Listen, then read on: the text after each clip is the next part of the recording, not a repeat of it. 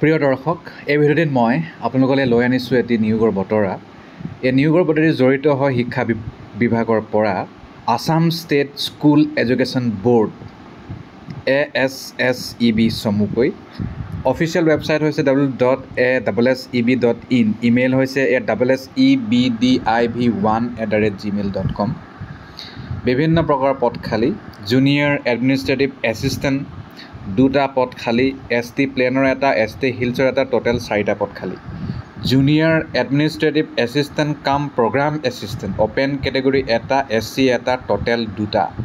Junior administrative assistant কাম account assistant এটা open, এটা OBC MOBC, টোটেল 2টা। ইনিচিয়েল কণ্ট্ৰেকচুৱেল পিৰিয়ডটো আপোনাৰ 11 মাহ হ'ব জইনিং কৰাৰ পৰা, আৰু পিছলৈ হয়তো আপোনাৰ পাৰফৰ্মেঞ্চ চাই বঢ়াবও পাৰে। আপুনি ইণ্ডিয়ান চিটিজেন হ'ব লাগিব, 21 বছৰৰ পৰা 38 বছৰ বয়সৰ ভিতৰত হ'ব লাগিব, 1/1/2025 তাৰিখে গণনা কৰিব লাগিব। Relaxation ST hills plain SC সকলক 43 বছৰ, OBC MOBC 41 বছৰ ইত্যাদি। বয়স আপোনাৰ matriculation, SSLC marksheet, certificate, admit card তাৰ দ্বাৰা জোখা হ'ব। ডিষ্ট্ৰিক্ট এমপ্লয়মেণ্ট অফিচত আপোনাৰ নাম ৰেজিষ্টাৰ হ'ব লাগিব আন এমপ্লয় হিচাপে, তেতিয়া আপুনি এপ্লাই কৰিব পাৰিব।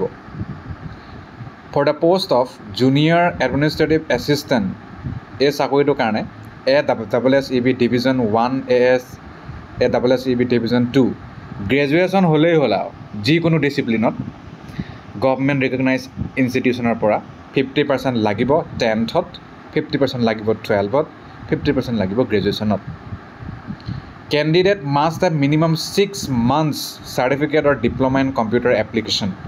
গতিকে ছমহীয়া কম্পিউটাৰ চাৰ্টিফিকেট বা ডিপ্ল'মা আপুনি কৰিবই লাগিব। আৰু 70%তকৈ বেছি যদি 10 বা 12th পায় বা গ্ৰেজুৱেশ্যনত পায়, এক্সট্ৰা 5 মাৰ্ক দিব আপোনাক। তাৰমানে আপুনি কষ্ট কৰিছিলে, গতিকে সেইটো ফল পাব। আৰু যি 80%তকৈ বেছি পাইছে 10, 12 আৰু গ্ৰেজুৱেশ্যনত, তেতিয়া 10 মাৰ্ক দিব, আৰু বেছি দিব। ৱৰ্ক এক্সপিৰিয়েঞ্চ যদি আছে আপোনাৰ গভৰ্ণমেণ্ট ফিল্ড ফালে, গভৰ্ণমেণ্ট আণ্ডাৰটেকিং অফিচত, এক্সট্ৰা মাৰ্ক 10লৈকে পাব। জুনিয়ৰ এডমিনিষ্ট্ৰেটিভ এছিষ্টেণ্ট কাম প্ৰগ্ৰাম এছিষ্টেণ্টৰ বাবে গ্ৰেজুৱেশ্যন হ'লেই হ'ব, খালী কম্পিউটাৰ ছায়েন্সত বা ইয়াৰ সমপৰ্যায় 50% 10, 50% 12, 50% গ্ৰেজুৱেশ্যনত থাকিব লাগিব। MCA যদি আছে 15 মাৰ্কলৈকে পাব।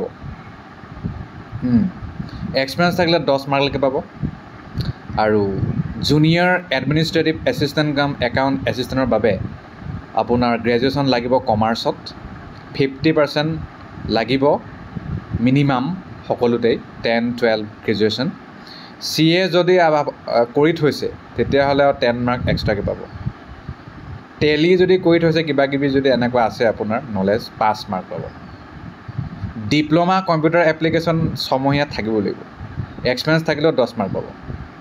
ৰেমুনেশ্যন 18,000 টকা ফিক্স প্ৰতিমাহে লাভ কৰিব 11 মাহলৈকে, পিছত হয়তো বাঢ়িবও পাৰে। কেনেকৈ এপ্লাই কৰিব? sevaonline.org https://ahssac.assam.gov.in 17 জুনৰ পৰা আৰম্ভ কৰি 7 জুলাইৰ ভিতৰত এপ্লাই কৰি দিয়ক। আৰু এজন কেণ্ডিডেটে এটাহে এপ্লিকেশ্যন কৰিব পাৰিব। অফলাইন এপ্লিকেশ্যন গ্ৰহণ কৰা নহ'ব। 500 টকা এপ্লিকেশ্যন ফি জেনেৰেল কেটেগৰী, বাকীসকলে 350 টকা অনলাইন পে'মেণ্ট কৰিব লাগিব। ইনকমপ্লিট এপ্লিকেশ্যন হ'লে নহ'ব। কমন ৰিক্ৰুটমেণ্ট টেষ্ট CRT 2025 পৰীক্ষা পাতিব, তাত আপুনি আপোনাৰ পাৰদৰ্শিতা দেখাব লাগিব। সেইকেইটাই মূল কথা। আৰু স্কিল টেষ্ট হ'ব, পাৰ্চনেল ইণ্টাৰভিউ হ'ব, আৰু আপোনাৰ ফাইনেল ৰিজাল্ট ওলাব। ধন্যবাদ।